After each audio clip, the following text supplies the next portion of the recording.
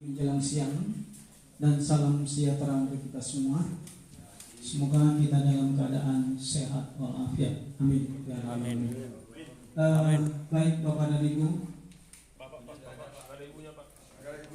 Bapak semua. Baik Bapak dan saudara yang kami hormati.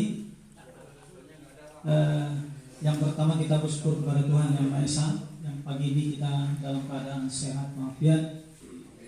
Amin ya rabbal alamin. Kemudian yang kedua kami ucapkan selamat datang para bapak-bapak uskup atau pastor ya, pastor se-Sumatera yang pagi ini kita berkumpul bersama-sama di ruang yang sangat sederhana ini di Pulau Galang.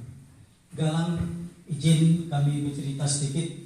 Dulu adalah sebuah camp untuk penampungan pengungsi Vietnam akibat perang saudara pada tahun 1975. Di mana di depan kita ada supermarket seluas 80 hektar. Terjadinya awal adalah di masuk pertama di Indonesia yaitu di Natuna.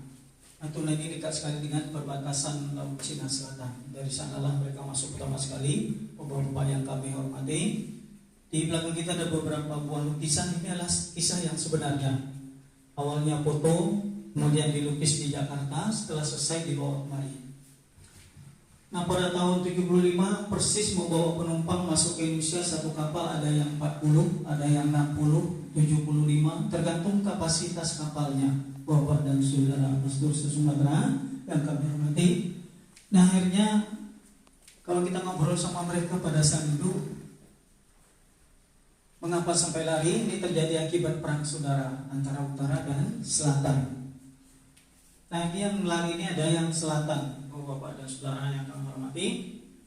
Sedangkan yang utara adalah Vietnam. Utaranya komunis, kemudian selatan adalah nasionalisme. Di mana di dalam ini kita lihat ada gereja, ada masjid dan wihara. Karena mereka dari Vietnamnya membawa 3 agama. Agama Islam, Buddha, Katolik, kemudian ada yang Protestan. Kita di sana Bapak Ibu yang lihat tadi ada gereja Protestannya, nanti di sini ada gereja lagi, ada 2 yang Katoliknya, yang saat ini masih tetap dirawat oleh yayasan, tapi di bawah naungan BP Batam. Baik Bapak dan saudara yang kami hormati, akhirnya mereka ini juga dikenal dengan julukan manusia perang. Bila orang-orangnya masuk pertama tadi kami datangkan di Indonesia yaitu 1975 persis 22 Mei. Ya kami sendiri juga mohon izin, nama saya Adnan atau Pak Syed Adnan, dulu pernah tugas di sini selama 10 tahun membaur langsung bersama pengungsi ini Bapak yang kami hormati. Bahasa yang kita pakai adalah 2, bahasa Inggris dan bahasa mereka karena mereka tidak bisa menggunakan bahasa kita. Saya di bawah PT waktu itu, saya sendiri di engineering districtnya. Ada yang kami kenal yaitu Bapak Adok, dan kemudian Pak Blasius.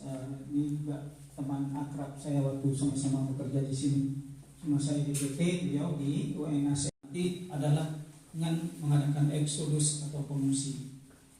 Jadi kami sudah katakan masuk pertama 22 Mei, jatuhnya kota Saigon hanya 30 April 1975. Jadi jarak hanya 1 bulan Bapak dan saudara. Para pastor yang kami hormati, 22 Mei sudahlah harus masuk yang pertama. Yang tadi kami katakan beberapa buah kapal, ternyata arus ini makin hari makin meningkat. Singkat cerita, tahun 78, 77 ada gambar di belakang itu. Kondisi pengungsi Vietnam Selatan Indonesia sudah mencapai kurang lebih 25.000. Akhirnya pemerintah sempat kewalahan, langsung dilaporkan ke Jakarta, koordinasi bersama Bapak Presiden kita Agung Pak Soeharto. Nah langsung dia ke lapangan meninjau, ternyata memang benar ada manusia perahu atau pengungsi Vietnam Selatan yang masuk ke Indonesia. Akhirnya dengan tidak memperpanjang waktu, langsung kita tahun 78, 23 Mei mengadakan kerjasama dengan UNHCR PBB untuk menangani pengungsi Vietnam yang berada di Indonesia. Akhirnya dibangunlah camp pertama di Natuna. Natuna ini kami katakan ini dekat dengan perbatasan Laut Cina Selatan. Masuk di situ, langsung dibangun camp di sana. 79 bulan Februari mereka sudah nebar ke Riau. sudah merata. Dalam tugas ini tadi langsung diserahkan Pak Harto ke TNI dan Polri bersama dengan staf-staf PBB. Jadi dalam MOU tadi kita menandatangani ada beberapa item. Pertama, kita siap menampung mereka. Yang kedua, menyediakan lahan dan tenaga operasional lapangan. Tiga, berapa lama di Indonesia, semua biaya dari PBB. Dan yang keempat hanya bersifat sementara. Jadi tidak selamanya mereka berada di sini. Kalau yang kami hormati, akhirnya ditandatangani MOU kerjasama sama PBB. Dibangunlah camp yang kedua. Disurvei dulu pertama sekali Kepulauan Riau. Dari hasil survei ini tadi terpilihlah Pulau Galang. Syarat terpilihnya Pulau Galang juga ada beberapa persyaratan. Yang pertama, Pulau Galang cukup luas, 17.500 hektar. Yang kedua, Pulau Galang penduduknya waktu itu ada sedikit sekali. Dan yang ketiga, letaknya strategis dua negara, Singapura dan Malaysia. Dan yang keempat, ada sumber air. Nah, di sumber air inilah dasar terpilihnya camp Pulau Galang tadi.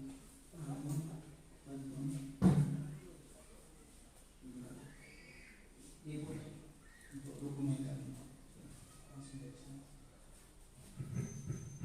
Baik, jadi Bapak Pastor Sumatera yang kami hormati, dengan tidak memperpanjang waktu, bulan Maret 1979 langsung dibangun camp oleh kontraktor Indonesia.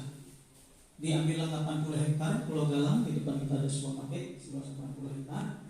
Dibangun, selesai Desember akhir 1979, Pak Harto meninjau kembali sekitar minggu kedua. Langsung beliau resmikan Pulau Galang dibuka 1 Januari 1980 atas dasar kemanusiaan untuk penampungan pengungsi Vietnam Selatan yang berada di Indonesia. Nah, selanjutnya langsung diturunkan petugas dari Jakarta, baik itu dari komandan, wakil dan sebagainya, termasuk tokoh agama dari Nasrani, Islam dan juga Buddha. Namun dari Vietnamnya sudah membawa 3 agama ini tadi juga dengan lengkap dengan tokoh-tokoh agamanya. Nah, akhirnya Bapak dan Saudara, setelah ini dibuka, seluruh pengungsi di Riau, Tanjung Pinang, Tanjung Ban, Kijang dan sebagainya langsung dikumpulkan kembali. Disinilah sentralnya dari awal sampai akhir. Untuk petugas dari Jakarta, dari Bais, BIN dan Kopassus. Untuk pengamanan khusus Bapak kita dari Primon, Pekanbaru, Padang, Jakarta dan Medan di depan Taman Kasbimo. Terlihat ada penjara di situ. Nah, tanpa kita sadari waktu hari bulan berjalan terus, lamanya di sini kurang lebih 16 tahun. Ternyata kurang lebih 250.000 jiwa yang tadi masuk di kapal 40, 30, 60 dan sebagainya berkembang biak, termasuk angka kelahiran di sini. Kemudian meninggal, makam yang Bapak lewat tadi ada 525 makam yang kita rawat saat ini dan sudah menjadi sebuah objek wisata sejarah. Kemudian kalau kita bertanya lagi ke mereka pada saat itu, kenapa terpelai? Pertama tadi tidak mampu lagi bertahan perang. Yang kedua, mereka mengharapkan mudah-mudahan hari ini ada kehidupan baru. Nah, sampai di sini Bapak yang kami hormati, impian yang kedua ini tercapai. Ada program dari UNHCR namanya Refugees Program. Program inilah tadi yang mengantarkan mereka di berbagai negara belahan Eropa. Negara penampung terbesar Amerika Serikat dari 250.000, Amerika menampung 94.206 orang. Langsung diproses, check up kesehatan, kelengkapan biodata dan diadakan secara terima dengan pemerintah Amerika Serikat, disaksikan Indonesia sendiri, UNHCR, langsung kemudian diserahkan ke negara penampung. Kemudian negara kedua Prancis, 3 Australia, 4 Kanada, 5 Jerman dan juga negara-negara lainnya termasuk Jepang. Nah, akhirnya ternyata mereka juga punya skill. Dokter, bidan, dosen, guru, mahasiswa, pastornya, para biksunya, dari Islamnya juga ada, tapi Islam sedikit. Kalau pada kaum mati yang besar adalah Nasrani dan Buddha. Nah, ini. Jadi di sini 9 bahan pokok langsung disuplai bahan mentah mereka masing-masing. Kemudian fasilitas di dalam listrik, air bersih, rumah sakit, gedung pertemuan, gedung olahraga dan sebagainya dilengkapi 24 jam. Nah, kemudian ada juga sekolah. Nah, ini gedung yang kita tempatin sekarang ini adalah gedung masih asli. Kalau yang kami tempati ini dulu adalah sekolah bahasa Jerman, bahasa Prancis, dan bahasa Inggris, termasuk bahasa mereka sendiri. Karena tadi camp kemanusiaan, apa yang kami hormati, ada kehidupan pada saat itu, terjadi perputaran ekonomi. Seperti contoh, dia seorang dokter, sampai di sini langsung dikaryakan di rumah sakit, honornya dibayar PBB per bulan. Misalnya dia guru, mengajar guru sesuai profesinya. Misalnya dia seorang pedagang, sampai di sini dia buka kios, kemudian terjadi proses ekonomi. Bapak-bapak yang terhormati, berlaku dolar dan rupiah selama 16 tahun. Bahasa yang kita gunakan tadi kami katakan hanyalah 2, bahasa Inggris dan bahasa mereka. Baik Bapak yang kami hormati, waktu berjalan terus tanpa kita sadari, akhirnya penutupan camp 3 September 1996. Dalam penutupan camp, sisa terakhir dari bulan Juni, Juli, Agustus, September ini masih tersisa 4.800. Ini yang sudah tidak bisa dikemana-manakan lagi. Pertama, tidak menerimanya lagi negara penampung. Kemudian yang kedua, Vietnam sudah kondusif, dan yang ketiga siap untuk mengambil warga negaranya kembali ke Vietnam. Dan Bapak-bapak yang kami hormati, proses pemulangan mulai berjalan tahun 1990 sampai 1996. Lama. Judul pemulangan 4 bulan terakhir diberi nama Kogas Kemanusiaan dalam 96. Komando Satuan Tugas Kemanusiaan. Jadi kita memelihara mereka tadi, Bapak yang kami hormati, Sumatera. Setiap hari Minggu mereka beribadah sesuai kepercayaan masing-masing. Mengenai budaya, dipersilakan apa saja budaya mereka dari Vietnam bisa dilaksanakan di sini, termasuk perayaan hari Natal, Imlek, tahun baru dan sebagainya. Yang tidak boleh adalah pengibaran bendera mereka karena menyangkut masalah budaya. Akhirnya mereka di sini cukup luar biasa. 9 tahun pokok seluruh PBB, kemudian negara donor juga cukup besar pada saat itu. Dan akhirnya Bapak yang kami hormati, Pastor Sumatera, dalam proses pemulangan kita termasuk camp terbaik di Asia selama 16 tahun. Karena selain camp kita, Bapak, ada lagi camp di Malaysia, Hong Kong, Filipina, dan Thailand. Penutupan camp 3 September 1996, kita termasuk tim terbaik se-Asia dan diakui oleh pada saat itu. Nah, akhirnya 1996 pulau ini langsung diserahkan dari PBB ke pemerintah Indonesia. Dalam hal ini TNI Polri. TNI Polri digerakkan ke otorita Batam pada saat itu yang sekarang berubah menjadi BPI Batam. 97-98 sampai tahun 2000 kita mengumpulkan data yang ada semuanya, Museum 1 dan Museum 2. Bapak yang berhormati, semuanya data masih original. Nah, akhirnya tahun 2018 sebuah museum sekarang kita tambah menjadi Museum Wisata Sejarah Kemanusiaan dalam Batam.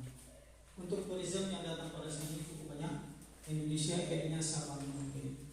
Kemudian dari kalangan pelajar dan juga dari turis mancanegara dan dari kalangan pelajar, kemudian dari para mantan yang pengungsi yang pernah tinggal di sini. Kita sambil berjalan aja Pak, biar enak. Jadi di sebelah sana nanti kita bisa lihat. Setelah kita buka museum tahun 24 Maret 2005 ada reunion of Galang Ridgispen itu sebelah situ. Nah, kalau di sini adalah data mereka yang kami katakan tadi dibentuk blok-blok, blok A, blok B, blok C dan sebagainya. Di sini tercantum nama dan nomor lambung kapal yang mereka naiki. Nomor lambung kapal ini membuktikan di mana provinsi mereka tinggal di Vietnam. Kemudian ada jenis KTP atau volunteer card, ini berlaku untuk di dalam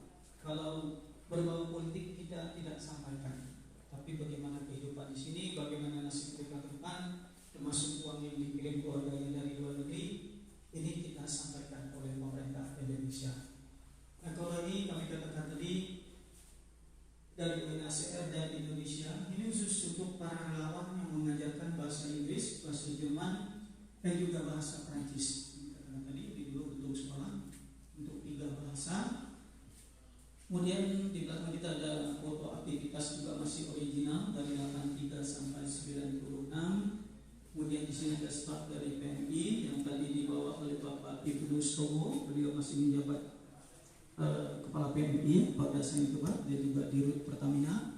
Kemudian juga kita lihat para staf PBB dan Indonesia sedang menjalankan tugas, semuanya berada di Pulau Galang. Kemudian kita lihat beberapa sarana pendukung transportasi dan perumahan mereka, dan juga sarana ibadah seperti wihara, masjid dan gereja. Gereja ada 2 untuk Katolik dan Protestan, Bapak dan Ibu, Bapak dan saudara yang kami hormati.